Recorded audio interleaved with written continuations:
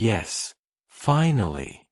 We are now in the 4th week, and when this week ends, your baby will be exactly 1 month old, and you will also be 1 month parents. I think this is wonderful. The most important things at the end of this week are the first month checkup and the second dose of the hepatitis B vaccine. I'm mentioning this briefly now. I will talk about it again later. By the end of this month, your baby should have grown approximately 5 centimeters and gained about 800 grams, although this may vary depending on your baby's birth weight and other conditions. You can get more detailed information from your family doctor. Now, there are certain goals related to your baby by the end of the first month, meaning your baby should have developed some abilities. If these are not observed, further evaluation may be required. Your baby should be able to hold their head and control their hands. Even if they cannot bring their hands to their mouth yet, they should still be able to hold their head up and turn it from side to side. Your baby should also retain some newborn reflexes, including the clenched fist reflex. What are these reflexes? In the first month, the following reflexes are present: Moro reflex, sucking reflex, rooting reflex, grasp reflex, tonic neck reflex, Babinski reflex, stepping reflex.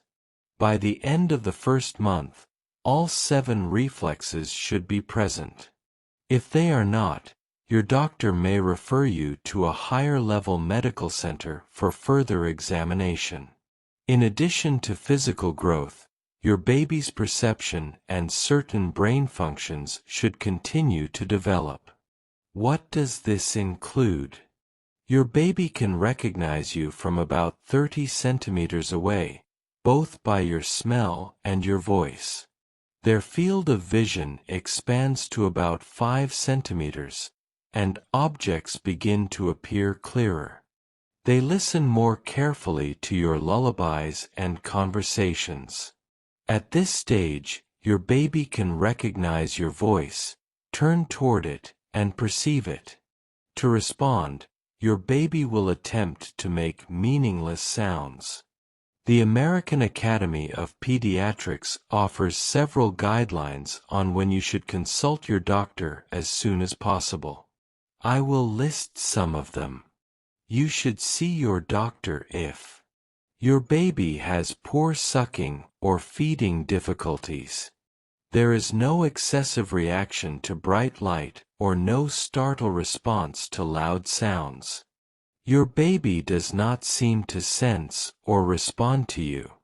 You should also see your doctor if there is extreme lack of movement in the arms and legs. A semi-flexed posture, what we call a half-flexed position. If the arms and legs are flexed and the baby stands with their arms hanging down like an adult, this may indicate hypotonia, low muscle tone, and you should consult your doctor.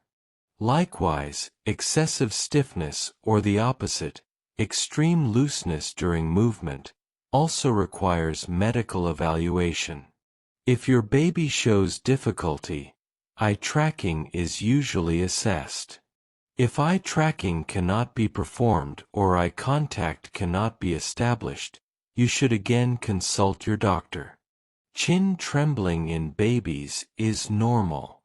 However, if there is excessive trembling, bluish discoloration, or additional findings such as seizures, you should seek medical evaluation immediately. My recommendation is to record a video of any abnormal findings before going to the doctor. Symptoms may not always be present during the examination, and diagnosis may be delayed. If your baby has a sibling, assign them small caregiving tasks and involve them in games. As you know, children perceive everything as a game. Babies also learn through play. Therefore, it is important to interact with your baby, play with them, and ensure that the older child does not feel neglected or unintentionally harm the baby. Let's say your older child was toilet trained but started wetting themselves after the baby was born. Why does this happen? It can be a way of seeking attention. Accept that this may happen and create your own plan. This situation may not resolve quickly. You should accept your baby as much as possible, maintain routines as best as you can, and spend as much time together as possible. Now let's move on to the basics of baby care. I'm sure many of you are already experts at changing diapers and could do it with your eyes closed. However, small details can be overlooked. Minor mistakes can cause diaper rash and even persistent rashes. Some precautions are necessary. Never leave your baby in a dirty diaper. Change diapers frequently and allow the skin to air out after each change. Use diaper rash creams and moisturizing creams properly. Apply the cream, wait 2 to 3 minutes, then fasten the diaper. As mentioned before, colic pains may begin toward the end of the second week or during the third week, even if they haven't started yet. Begin a burping routine after every feeding. Avoid materials that may irritate your baby as much as possible, and continue using the feeding method that works best for you. We mentioned how much weight and height your baby is expected to gain by the end of 4 weeks. So what happens next?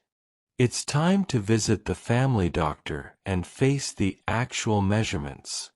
At birth, your baby's weight was checked. You then had a checkup in the first week, and now it's time for the first month checkup. During this visit, a nurse will measure your baby's height, weight, and head circumference. You will then see your family doctor with these measurements. The doctor will perform a physical examination, fully undressing your baby for assessment. If anything abnormal is detected, you will be referred to a specialist. If everything is normal, the doctor will briefly explain whether growth and development are normal or excessive and inform you about the timing of future checkups. If this information is forgotten due to workload, you can ask for it. Babies should be breastfed 8 to 12 times a day. They typically urinate about 6 times a day and have 1 to 3 bowel movements, which are considered normal values. After about 10 days, breast milk production reaches its peak. By the third week, if you are a working mother and have an abundant milk supply, you may begin the storage phase and continue storing breast milk. I have prepared a video explaining how much breast milk should be stored and under which conditions. You can access it here and watch it from beginning to end when you have time. Your baby can control their hands and can hold objects even if they cannot intentionally grasp them yet. When given a bottle, they may be able to hold it, but this is not recommended. According to findings by the American Academy of Pediatrics, overfeeding may lead to potential dental problems in the future. Therefore, if your baby is being fed, only you should feed them, and no one else should. I listed feeding aids that make feeding easier in the first week. Absorbent pads can be used and will make things much easier. When it comes to sleep, babies continue to sleep 16 to 18 hours a day. There is still no distinction between day and night. By the end of the first month, this rhythm has not yet developed. If your baby has no known medical problems and is gaining weight regularly, you may allow slightly longer sleep intervals. Instead of waking every 2 to 3 hours, You may extend this to 3, 4, 5 hours, but personally, I do not recommend letting your baby sleep for more than 5 hours at a time. Continue sharing the same room with your baby, but ensure they sleep in their own crib. Never let your baby sleep in your arms. Use a baby car seat and make sure it is rear-facing. Do not forget to receive the second dose of the hepatitis B vaccine at the end of the first month. If you have not started vitamin D supplementation yet, begin as soon as possible. If your baby has colic and you are unable to manage it, consult your doctor. If your baby has severe vomiting, crying episodes lasting longer than 2 hours, evening restlessness, or if the mother is also distressed, and if there is anything you are unsure about, consult your doctor. You should pay attention to reflux symptoms, which are related to the gastrointestinal system. Reflux is physiological in babies during the first 4 months. However, if any of the following symptoms are present, you should see your doctor. Choking after feeding. Refusal to feed. Throwing the head backward after feeding. Hoarseness, excessive crying, or coughing. If these symptoms persist for more than 3 weeks, consult your doctor again. Stay away from morning TV shows and so-called TV aunties. Morning programs are highly populist and focus on self-promotion. TV personalities may share outdated or even incorrect advice that could harm you and your baby.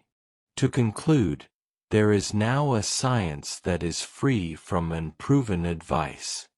This science is based on evidence that has been studied and validated over many years. Try to follow evidence-based information first. If problems persist, then you may consider advice, but not before. Above all, proven facts involve all family members in the care and monitoring of the new family member. This includes siblings, parents, spouses, and children. Think of it as a game that assigns equal roles to everyone. And the first month is over. Congratulations. See you again. Take care.